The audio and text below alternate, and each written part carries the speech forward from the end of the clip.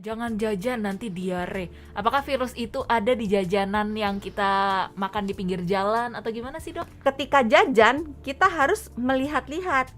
Lihat dulu nih abangnya. Diintip-intip dulu nih, abang jorok apa enggak gitu kan. Iya, Kalau iya, main iya. comot-comot aja ya.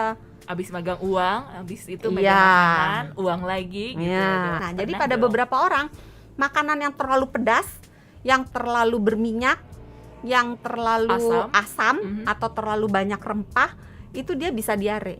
Atau kopi. Oke. Karena pada beberapa orang yang sensitif, minum kopi bisa diare. Oke. Dan hati-hati, diare itu kalau disertai dengan rasa demam, Mhm. diukur suhunya naik, Mhm. atau diarenya tidak kunjung henti, Mhm. nggak membaik setelah 2 hari, atau di kotorannya ada darah, Mhm. atau kotorannya itu berwarna kehitaman, atau kayak lengket-lengket kayak aspal gitu, atau ada nanahnya, atau disertai dengan rasa sakit perut yang luar biasa Kok hebat. serem, Dok? Iya. Nah, kalau ketemu tanda-tanda serem gitu, segera ke rumah sakit.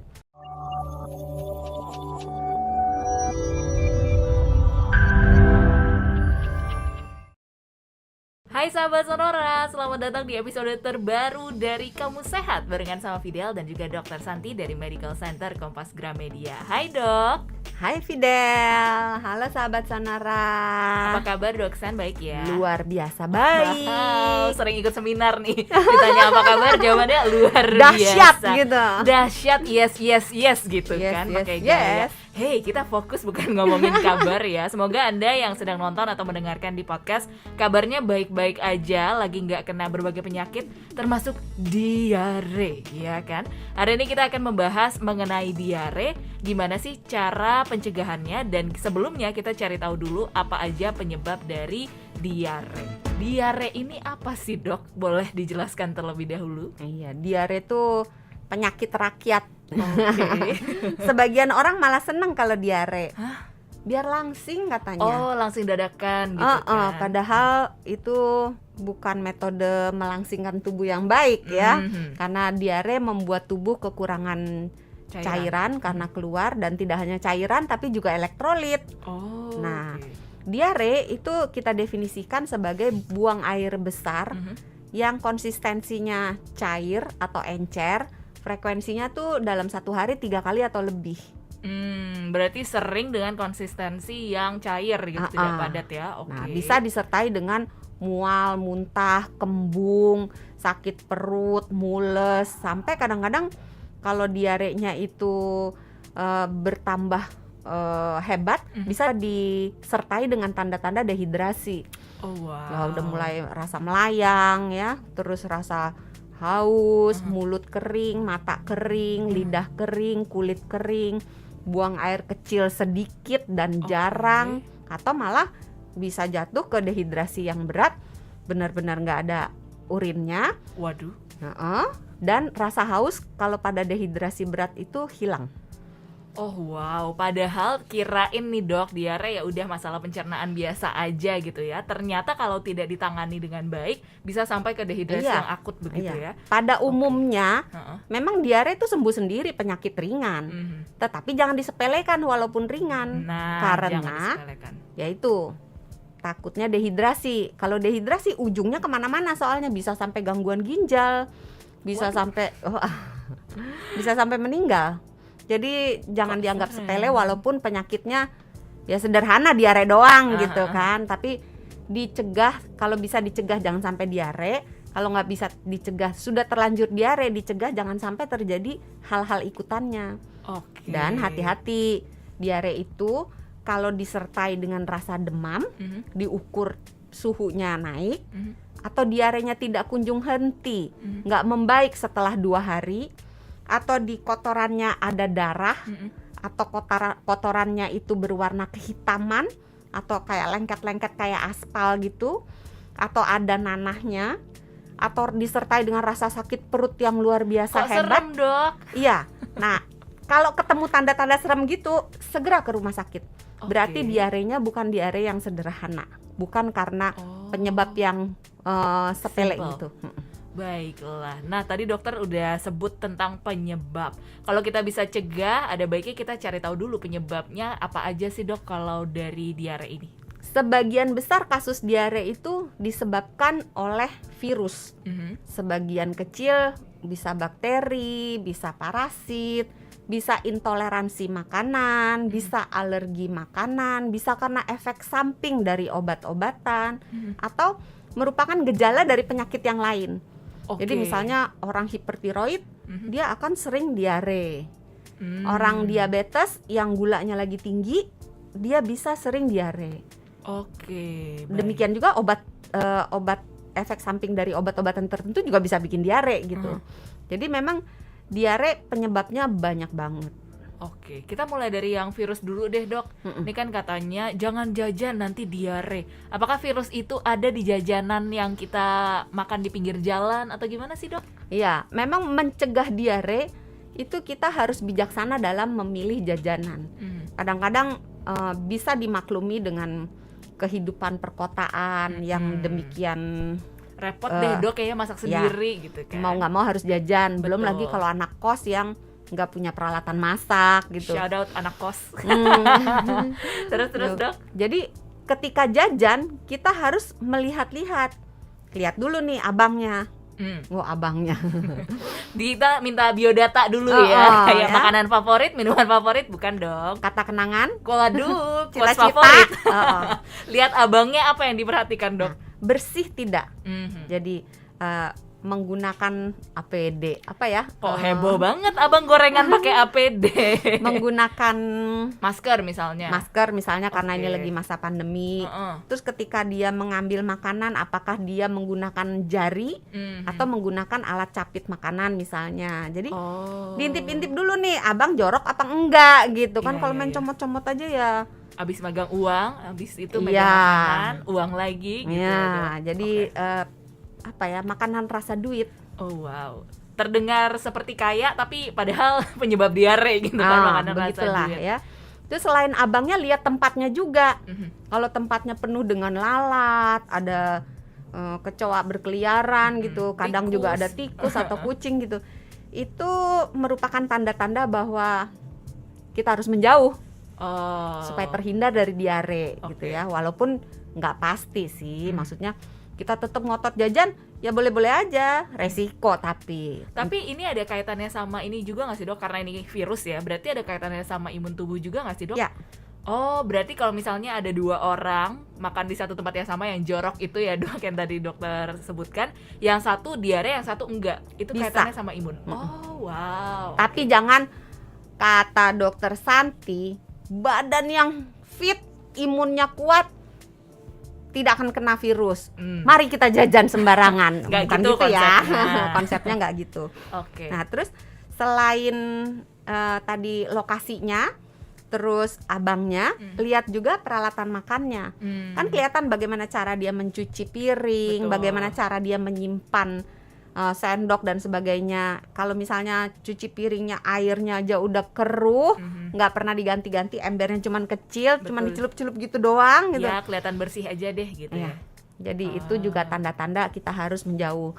Terus kalau bisa, ini kan lagi masa pandemi nih, terkait juga sebaiknya kita membawa alat makan sendiri. Jadi kalau mau jajan bawa piring sendiri atau bawa wadah tertutup sendiri, bawa sendok, garpu sendiri, botol minum sendiri, supaya kita yakin dengan kebersihan alat-alat yang kita pakai. Terus pilih makanannya. Kalau tadi kan udah abang lokasi alat makannya, sekarang pilih makanannya. Harus yang kayak gimana, Dok? Sebaiknya memilih makanan yang panas. Supaya virusnya hilang. Bakteri dan virus itu sebagian besar, nggak semua ya, sebagian besar mati dengan proses pemanasan. Dan lebih baik kalau makanan itu langsung dimasak. Jadi kan ada yang aku pesen ini terus langsung dimasak on the spot gitu kan. Ada yang makanannya sudah jadi tapi dipanaskan terus. Nah di antara dua ini mana yang lebih baik? Lebih baik yang dipesan langsung dimasak. Tapi yang antara makanan yang dipanaskan terus menerus, kayak misalnya mungkin soto, bakso gitu ya, itu lebih baik daripada makanan yang dari pagi sampai sore dingin dan tidak kena panas. Jadi kemungkinan tercemar, kemungkinan basi itu lebih besar pada makanan yang dingin.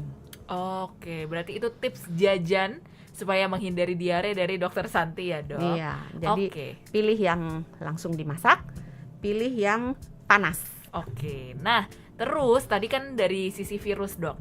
Tadi ada juga dokter menyebutkan intoleransi. Maksudnya gimana, Dok? Intoleransi itu biasanya nih ya, yang terjadi adalah intoleransi laktosa.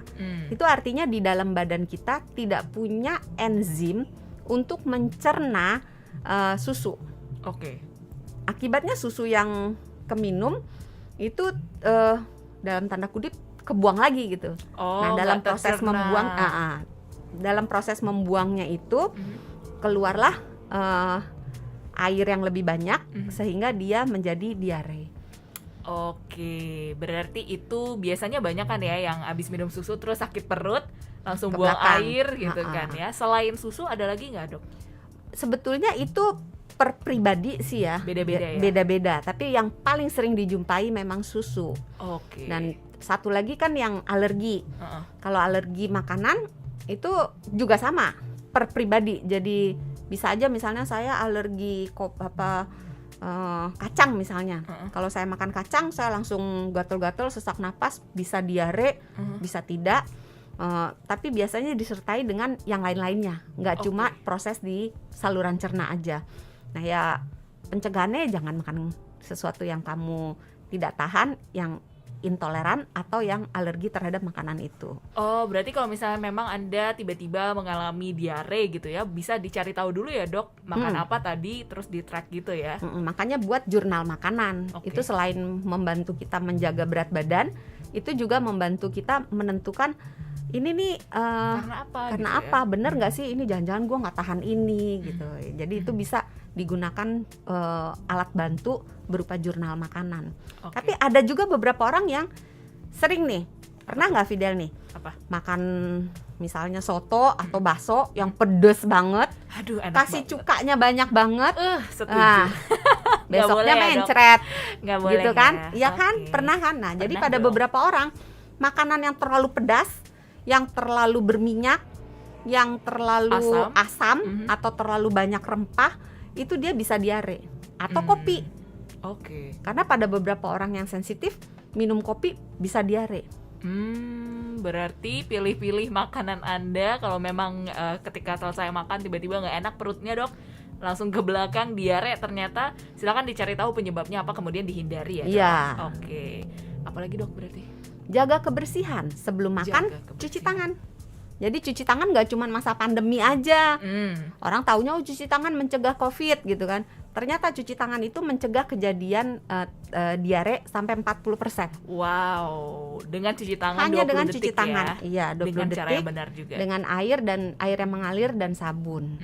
Oke, itu buat Anda yang biasanya nggak sempat masak, kemudian lebih memilih jajan, pilih makanannya, pilih tempat makannya kalau bisa dibawa sendiri, dan lihat abangnya kayak apa gitu ya, kata Dokter Santi. Tapi kan ada, Dok, saya nggak jajan, Dok, tapi kok saya diare, saya masak sendiri loh padahal. Nah, itu bisa terletak pada macam-macam kesalahan. Kita bahas dari pertama ya. Milih bahan bakunya. Kadang-kadang kita milih bahan baku murah sih. Beli nggak aja. fresh. Ternyata udah nggak fresh. Misalnya mungkin ikannya udah istilahnya tiren, mati kemarin.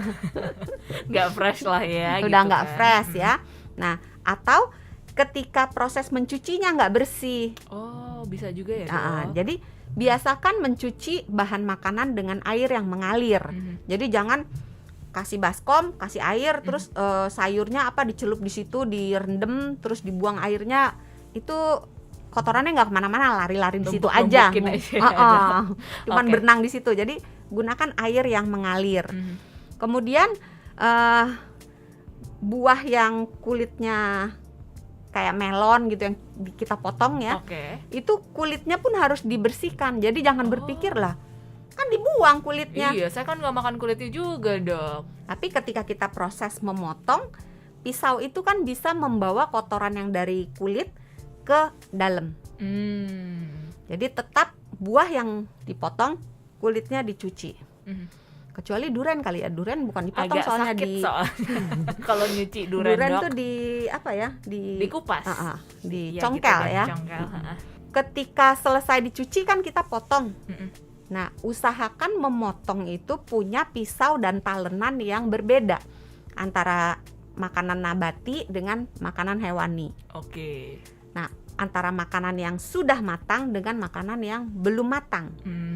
Jangan lupa si tukang masak cuci tangan juga Cuci tangan lagi penting ya. sebelum memasak atau ketika proses memasak dia akan berpindah dari menangani bahan makanan yang mentah ke menangani bahan makanan yang matang. Itu harus cuci tangan. Sesudah masak cuci tangan lagi. Memang kelihatannya merepotkan, tapi ingat cuci tangan menurunkan 40% kejadian diare. Oke. Banyak kan? Nah, setelah itu ketika proses memasak itu biasakan masaknya itu tuh sampai mateng.